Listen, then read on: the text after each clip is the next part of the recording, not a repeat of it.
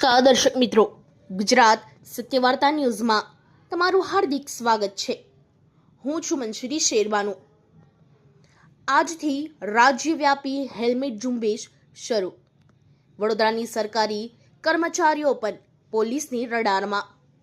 આખો મહિનો ચાલશે ડ્રાઈવ. રાજ્યમાં માર્ગ અકસ્માતોની સંખ્યામાં ઘટાડો કરવા અને ટ્રાફિકના નિયમોનું ચુસ્ત પાલન કરાવવા માટે ગુજરાત પોલીસ સજ્જ થઈ ગઈ છે. 1 મે થી 31 મે 2026 સુધી સમગ્ર રાજ્યમાં ખાસ હેલ્મેટ ડ્રાઈવ શરૂ કરવામાં આવી છે. આ ઝુંબેશ દરમિયાન માત્ર સામાન્ય જનતા જ નહીં, પરંતુ નિયમ તોડનારા સરકારી અધિકારીઓ સામે પણ લાલ આંખ કરવામાં આવશે.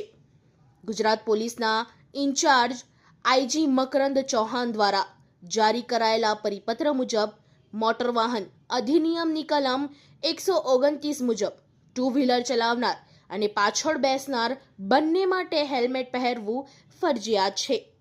નિયમનો ભંગ કરનાર પાસેથી સ્થળ પર જ દંડ વસૂલવામાં આવ્યો છે.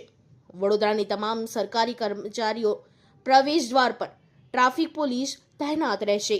હેલ્મેટ વગર ઓફિસ આવતા કર્મચારીઓ કે અધિકારીઓ સામે કોઈપણ પ્રકારની શરમ રાખ્યા વિના દંડનીય કાર્યવાહી કરવામાં આવી રહી છે.